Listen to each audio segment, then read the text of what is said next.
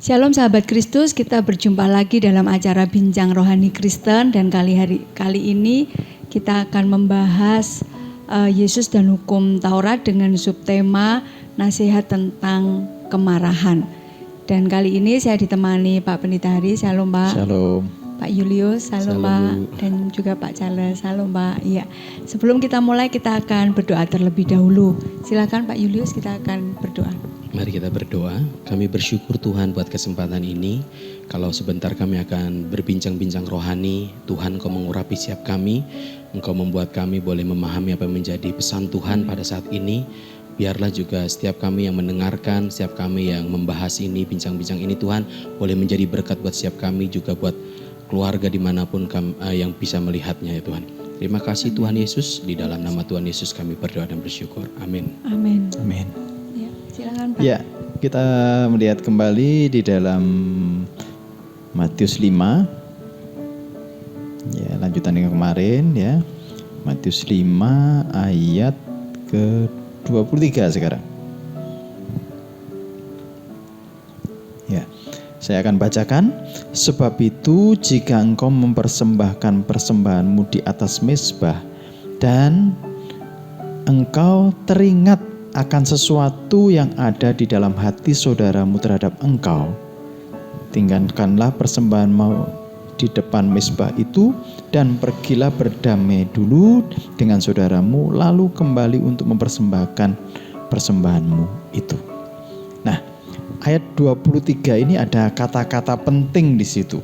Kalau kita baca sekilas itu tidak akan kelihatan, tapi kalau kita baca dengan seksama ya, itu akan kelihatan. Sebab itu jika engkau mempersembahkan persembahanmu di atas mezbah dan engkau teringat akan sesuatu yang ada di dalam hati saudaramu terhadap engkau.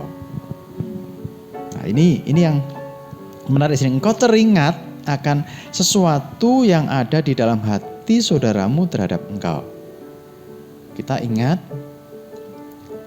sesuatu yang ada di dalam hati saudara kita tentang kita. Di dalam hati orang lain maksudnya. Di dalam hati orang lain tentang kita. Nah, ini ada beberapa kalau kita renungkan, ini kalau kita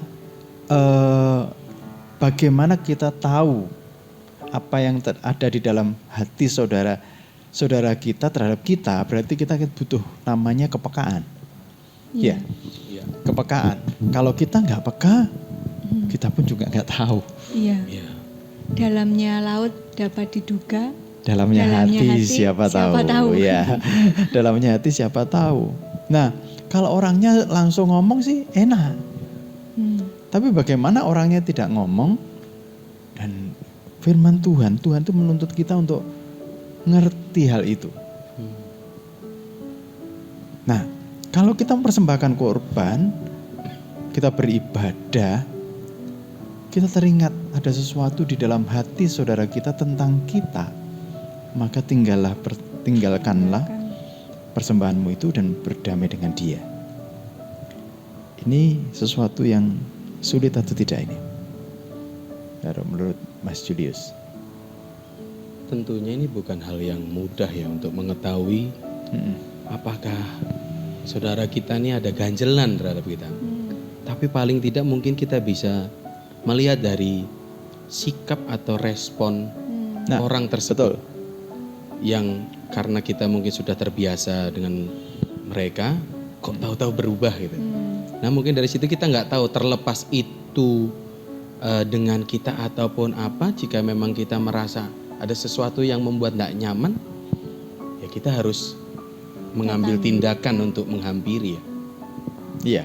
Jadi kalau ada perubahan sedikit pun itu kita harus mulai belajar mengerti, belajar mengetahui secara lebih dalam lagi ada apa ya. Soalnya terkadang ada orang yang tidak, entah itu dia memang tertutup atau dia yang sungkan gitu. Jadi pada saat kita merasa ada sesuatu ganjilan di saudara atau orang lain, kita datang, kita mungkin kayak mau memperbaiki hubungan, tapi ternyata orang tersebut enggak apa-apa, enggak ada masalah sama kamu kok, enggak apa-apa. Jadi kayak mencari aku cuman ada masalah sama ini sama atau hal lain gitu. Kalau menutupi, ditutupi, jadi dia tidak mau ngomong tidak gitu, mau ngomong kalau memang ternyata ada ganjalan itu ada masalah. Enggak apa-apa. Jadi kita mendengar hal seperti itu tidak sama kita. Kalau kita dedes terus nanti takutnya kita kok mau malah melukai. Ya. Aku urusan mau tahu banyak. Kepo jadi. Ya, jadi kepo. Iya. Ya, ini Kita merasa kegeeran, marah saya penyebab dia bertemu atau gimana, enggak merasa gitu loh Pak. beda ya kayak orang yang aliran kepoisme ini ya.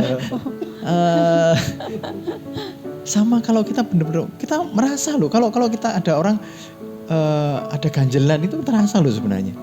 Berarti bicara kita nih peduli lah ya. Peduli. Iya. Peka dan peduli gitu. Kalau ada perubahan sedikit aja, sebenarnya kita terasa kok ini nggak seperti biasanya ya. Nah, ketika kita tahu itu, bagaimana sikap kita? Kalau kita tahu kondisi seperti itu, ya kita bilang persembahanmu itu letakkan dulu, selesaikan dulu.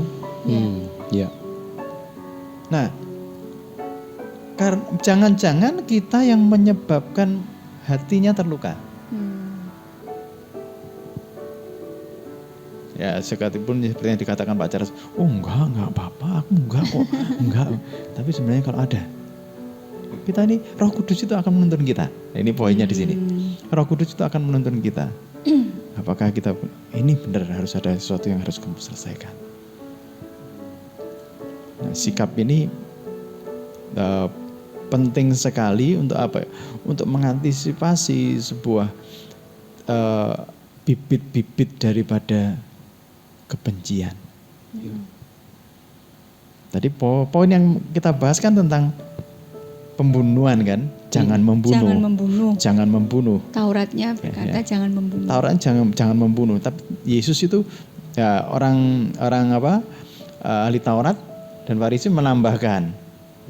Nah, Yesus sedang menjelaskan jangan membunuh itu artinya seperti ini. Jadi kalau seseorang kalau timbul di dalam hati itu sebuah kebencian, marah.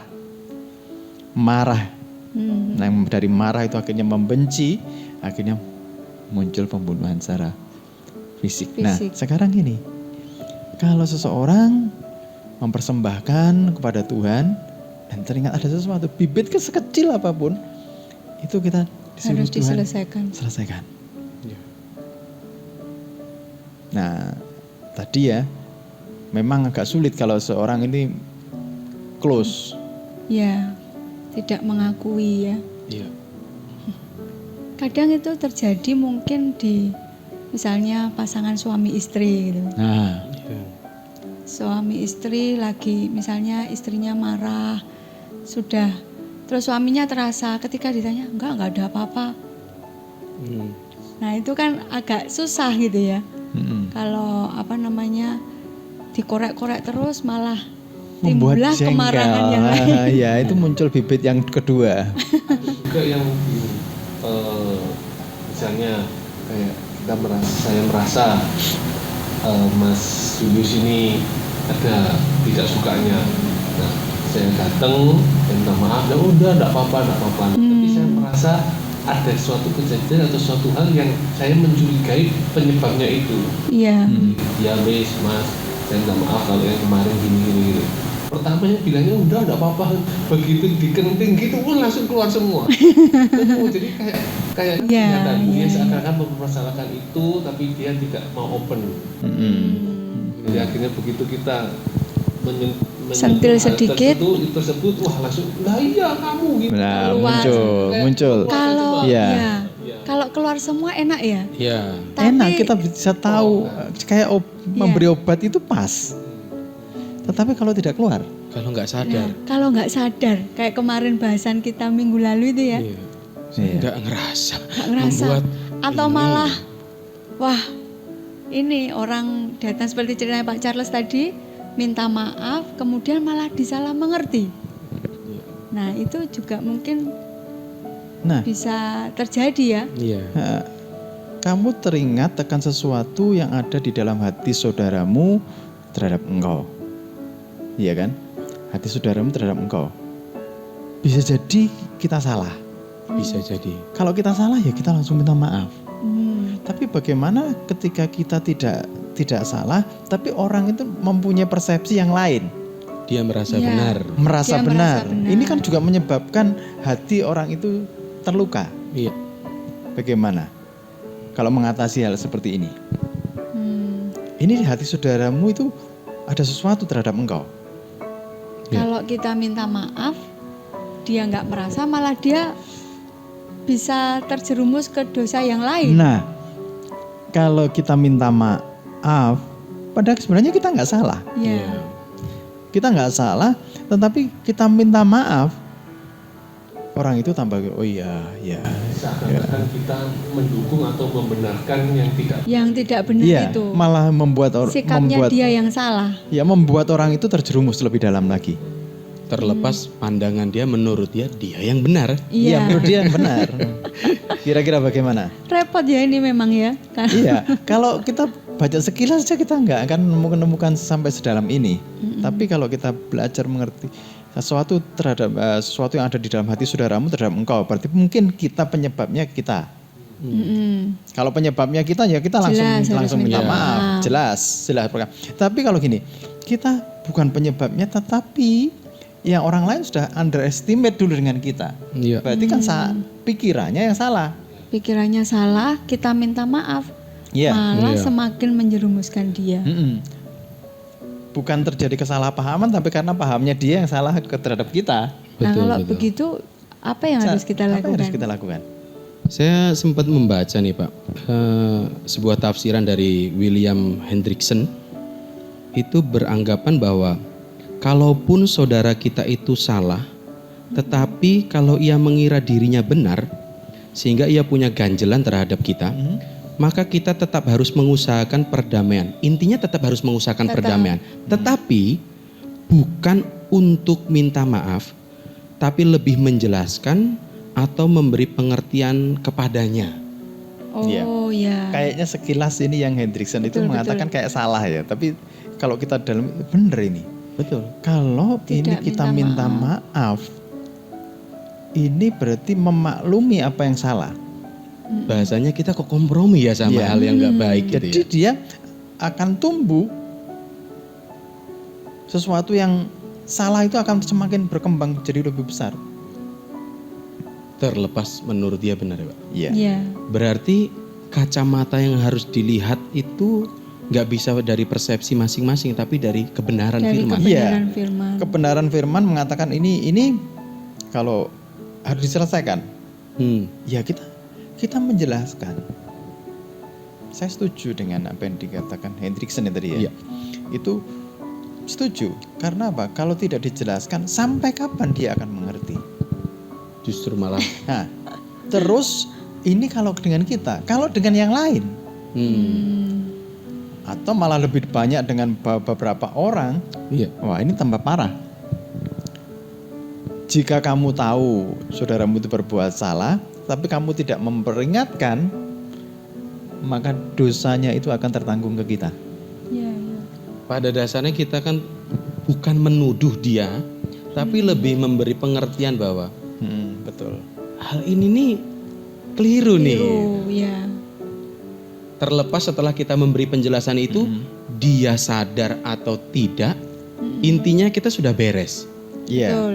Artinya Tugas ketika kita kita beribadah kepada Tuhan, kita udah clear, aman ya Pak. Iya. Aman. Nah, kenapa ya ini Tuhan tekankan? Sebenarnya Tuhan itu pengennya kita ini berdamai. Setuju. Intinya Poinnya. berdamai. Poinnya di situ. Jadi sedapat-dapatnya kita ini harus mengusahakan perdamaian. Ada di mana ya? Roma 12. Roma 12 coba kita lihat. Di Roma 12. Ayat yang ke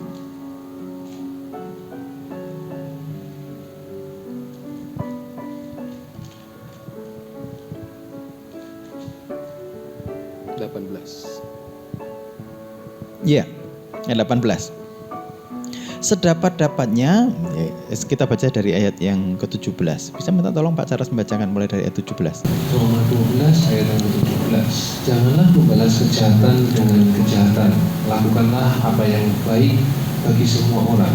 Sedapat-dapatnya, kalau hal itu bergantung padamu, hiduplah dalam perdamaian dengan semua orang. Iya, sedapat-dapatnya. Sedapat-dapatnya itu usahakan sampai bisa. Usahakan sampai bisa. Kalau itu bergantung padamu, hiduplah dalam perdamaian dengan semua orang. Tuhan ini menginginkan semua berdamai.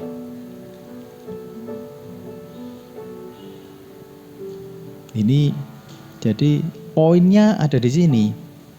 Entah itu kita penyebab, entah orang itu yang salah menangkap persepsi, Kita jadi korban. kita jadi dia jadi korban, tetap dia jadi korban. Karena kan Kita akan jadi korban, artinya ya, kita itu tidak salah tapi dianggap salah mengerti. salah, ya. Ya. Jadi tetap yang sakit hati dia, kita Iya, enggak, yang kita tetap enggak. sakit hati dia. Yang sakit hati dia. Sebenarnya kalau dinilai secara umum ya nggak ada masalah, iya kan? Iya. Tapi Tuhan menyuruh kita ini sedapat-dapatnya berdamailah. Jadi kalau kita ada, kalau saudara kita ada ganjelan terhadap kita, langsung ngajak ngomong. Ayo kita ngomong. Nah, tentunya kita harus mengerti bagaimana situasi pada waktu itu, bagaimana cara membuka pembicaraan supaya tidak muncul permasalahan yang kedua. Ya. Itu sedapat-dapatnya lah kita berdamai dengan orang tersebut.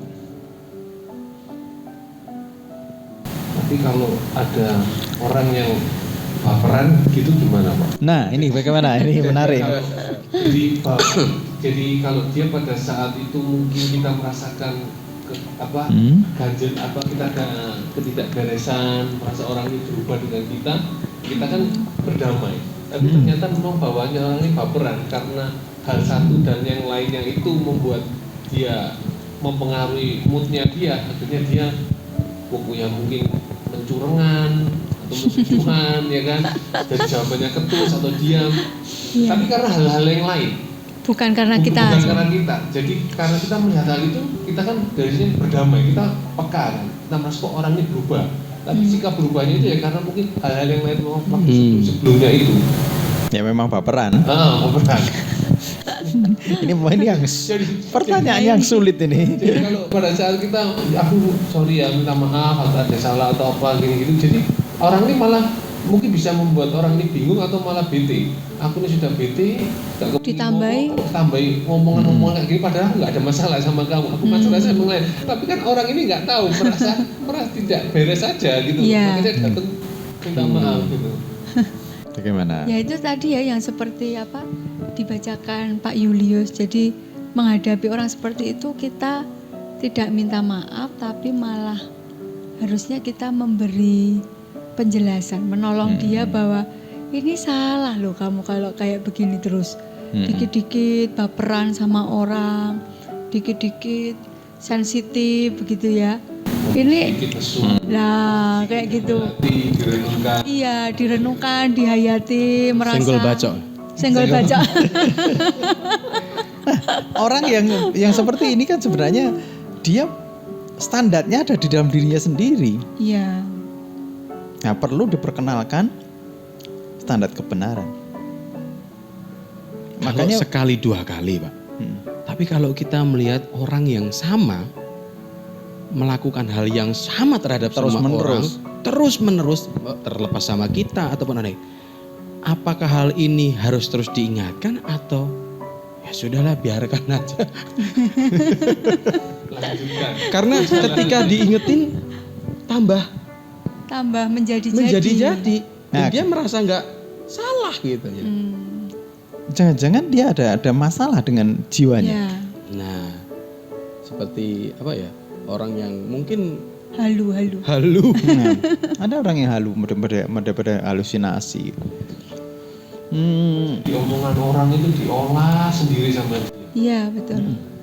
Iya sih ada orang Iya, seperti itu. ada. Misalnya kita nggak ngomong, kita cuma ngomong apa ditambahi. Dia kira-kira sendiri, dia omongin ke yang lain. Akhirnya Betul. jadi polemik toh, Pak. Iya. Nah, terhadap seperti ini kan ngaco di dalam komunitas. Iya. Apa yang harus kita lakukan? Harusnya kan dipertemukan, tapi ini enggak mau. Dipertemukan pun juga Dipertemukan dia pun- pun Masih bisa menghindar. Betul. iya, alasannya ada saja. Nah, ya karena mungkin jiwanya sakit. Jiwanya. Jiwanya sakit. Maka kalau jiwanya sakit ya kita harus terapi jiwanya. Hmm. Memang perlu apa ya? Kadang-kadang perlu shock terapi untuk orang-orang seperti itu sehingga membuat sadar. Ketika sadar bahwa dia ini salah, oh iya saya salah, baru ini kita masuk, kita ajari. Karena kalau tidak di shock terapi dulu, maka tidak terbuka dan dia merasa dirinya benar. Iya. Iya. Terkadang gitu kan terjadi sekali, 2 kali mungkin orang belum tahu. Tapi ketika sudah berulang, akhirnya komunitasnya itu akhirnya tahu seperti apa dia. Nah ketika sampai satu titik di mana komunitasnya itu langsung menyimpulkan gini. Dikasih tahu tidak bisa, dikasih tahu lagi tidak bisa. Sampai satu titik mereka nyimpulkan, terserahlah kamu mau ngomong apa. Yang penting kita nggak mau terlalu emang dasarnya kamu kayak gini. Begitu. Itu keliru ndak, Pak? Kalau memang dasarnya itu orang ini sakit memang ya. Ya. Orang ini sakit. Ya, tentunya orang ini akan dikucilkan oleh banyak orang. Secara tidak langsung. Nah, itu shock terapi bagi dia sebenarnya. Sebenarnya shock terapinya bukan secara dibuat tapi spontan shock terapinya itu. Nah, baru kalau dia merasa aku kok rasanya nggak nyaman, kenapa kok jadi dikucilkan? Baru itu sebenarnya titik sadarnya sudah mulai muncul. Nah, pada saat titik sadarnya mulai muncul itu seperti kita ada jalan air ini lah. Sedikit, nah kita masuk di dalamnya. Kebenaran baru dinyatakan. Tetap sama seperti yang Hendriksen bilang. Kebenaran harus dinyatakan. Iya. Kalau saya lihat dalam hal ini saat kita berdamai, jadi kita yang mengusahakan atau mengupayakan perdamaian itu juga tetap disertai kembali dengan sikap hati yang mesti di hadapan Tuhan, Pak. Iya. Betul. Karena pada saat kita kayak seperti tadi contohnya Mas Yunus, pada saat kita datang berdamai itu bukan untuk minta maaf, tetapi Memberitahukan kebenaran. Kan keadaan, kan bisa saja orang tersebut responnya malah marah-marah dan ngomong balik ke kita sesuatu yang menyakitkan hati kita. Iya. Iya. Nah, sedangkan namanya manusia, saya datang ini tujuannya baik supaya kamu jadi baik, kok malah aku dimarah-marahin atau disakiti hatinya dengan perkataannya. Nah kalau kita akhirnya tujuannya datang mau berdamai tapi bawa pulang kepahitan. Iya. Nah, kayak itu. Iya. Ya, ini kita perlu hikmat Tuhan memang. Dalam masalah seperti ini memang nggak gampang, tapi perlu hikmat Tuhan. Tapi kalau kita mengandalkan Tuhan, pasti Tuhan itu tahu pintu-pintunya. Iya. Nah, intinya kalau sudah teratasi kan mereka yang jiwanya terganggu tadi, akhirnya kalau kebenaran sudah terserap, mereka bisa hidup berdamai dengan semua orang. Intinya di situ kan. Iya. Jadi jangan sampai ini jadi penyebab kebencian banyak orang. Sebagai anak-anak Allah, kita harus juga menjadi pembawa damai. Ya, itu. Berarti kita juga perlu kesabaran gitu ya. Iya. Untuk melihat orang lain itu yang tadi terjebak dalam persoalan dirinya sendiri sebenarnya, tapi berdampaknya ke kita. Cuma puji Tuhannya ini kan ayat ini kalau menurut saya ya, jadi setelah kita teringat, kita bereskan, bukan karena kita ada salah, tapi karena orangnya yang bermasalah. Sekali kita selesaikan, ya sudah, Maksudnya artinya kita sudah selesai. Poinnya di sana kan hatinya kita sudah selesai, kita tidak ada ganjalan sekalipun. Setelah itu kita masih lihat ini orang gak berubah begitu ya.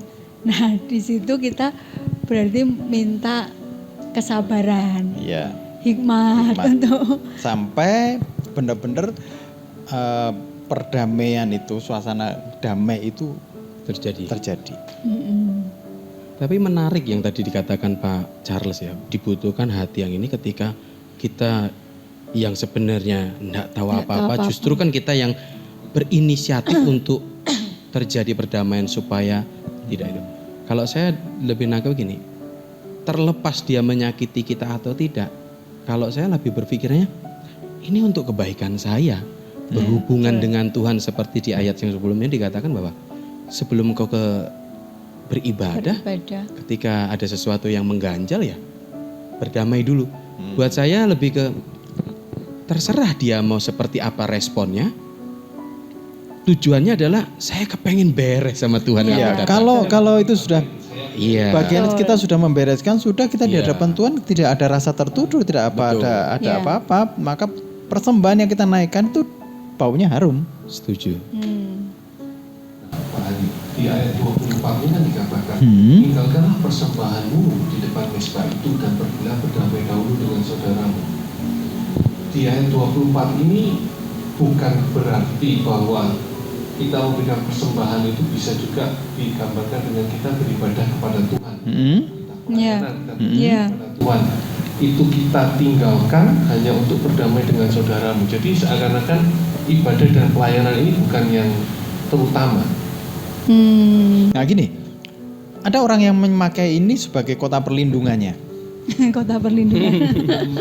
Pembelaan. Jadi aku nggak ke gereja, aku nggak ibadah. Ayat pembelaan. Hatiku belum beres. Iya. Masih aku masih berdosa karena aku belum beres dengan orang. Yang ini jangan sampai jadi alasan. Tuhan itu inginkan kita secara aktif sudah selesaikan, tetap persembahannya atau ibadahnya tetap. Tapi kalau kita karena ada ganjalan itu terus kita mempersembahkan, ya ini jadi nggak enak, baunya nggak harum di hadapan Tuhan. Kalau belum selesai, terus kita dengan rasa aku tidak mau beribadah, aku tidak mau berkata, aku belum beres. Sebenarnya benar, tapi kalau itu jadi alasan, maka orang itu tidak akan beribadah pasti. Iya. Intinya bagaimana orang itu datang kepada Tuhan, hubungan orang itu dengan Tuhan itu hubungan dengan Tuhan harus clear-nya itu, hubungan dengan sesama harus clear dulu. Iya. Baru ketika hubungan dengan sama-sama clear, dia datang kepada Tuhan clear juga. Mungkin maksudnya itu seperti di itu ya Pak ya, di 1 Timotius 2 ayat 8 ya Pak ya. 1 Timotius 2 ayat 8. Gimana? Di situ dikatakan, oleh karena itu aku ingin supaya di mana-mana orang laki-laki berdoa dengan menadahkan tangan yang suci, tanpa marah dan tanpa perselisihan. Berdoa tanpa marah dan tanpa perselisihan. Gini, kalau kita berdoa tanpa marah, tanpa perselisihan itu jadi doanya dijawab Tuhan. Ya. Kalau kita berdoa dengan marah, itu ibarat kita menulis surat permohonan kepada Tuhan, tetapi ditulis dengan tinta empedu. Sama kayak di Yesaya 1 ayat 15 berarti Pak.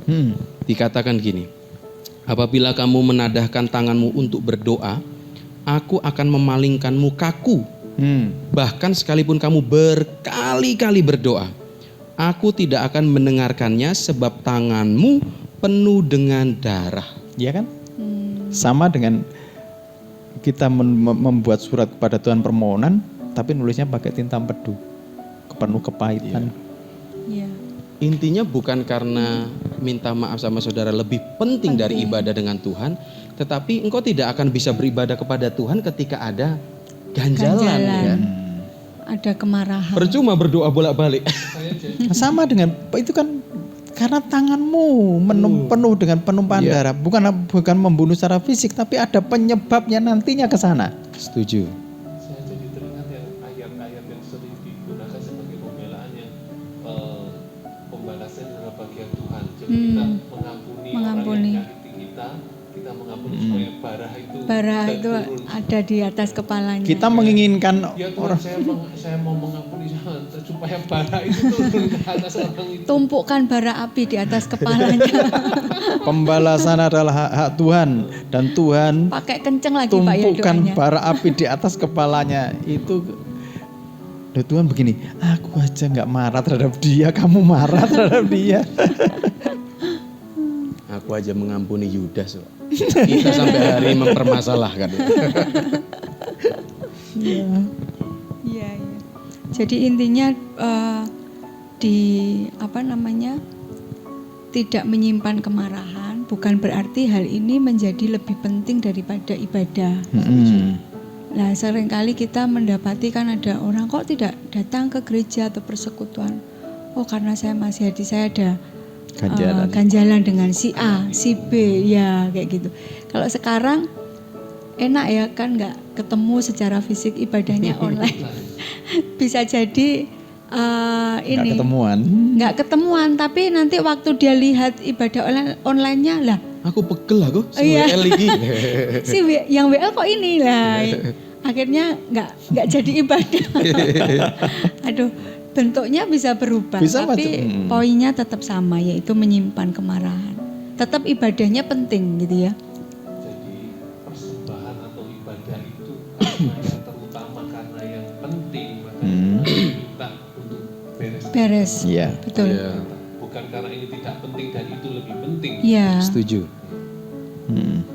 Ibadah itu tetap penting, berguna, tapi Tuhan juga melihat yang di dalam hati kita. Iya. Ya, luar biasa. Kita diajari hari ini bahwa yang pertama kita harus peka. Yeah. Peka ketika ada orang lain berubah sikap terhadap kita, bisa jadi karena memang kita salah dan kita perlu minta maaf. Kalaupun kita tidak bersalah tapi kita mengingat ada sesuatu yang berubah dari sikap saudara kita, maka kita pun harus punya inisiatif secara aktif untuk mendatangi, berdamai dengan saudara kita. Karena Tuhan mau kita datang beribadah kepadanya tanpa marah, tanpa perselisihan. Dan lihatlah, berkat Tuhan akan tercurah di dalam kehidupanmu karena engkau tidak menyimpan kemarahan dan engkau beribadah kepada Tuhanmu dengan penuh sukacita. Mari kita datang bersama di hadapan Tuhan, minta hati seperti hatinya Tuhan. Tetap bersabar melihat orang berproses. Bahkan kalaupun ada orang-orang aneh di sekitar kita, kita tahu bahwa kita pun pernah menjadi orang aneh di hadapan Tuhan. Tapi Tuhan begitu mengasihi kita, Tuhan mengampuni kita, menerima kita apa adanya. Oleh sebab itu, ampuni saudaramu, terima dia, miliki hati seperti hatinya Tuhan.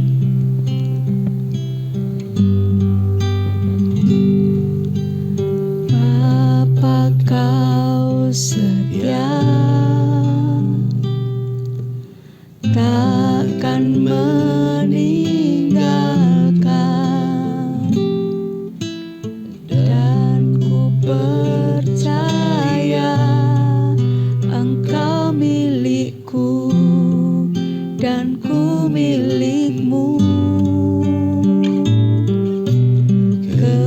Kerinduanku tinggikan namamu, karena ku tahu Engkau dalamku dan ku dalammu. Ubah hatiku seputih hatimu, setulus salibmu, kasihmu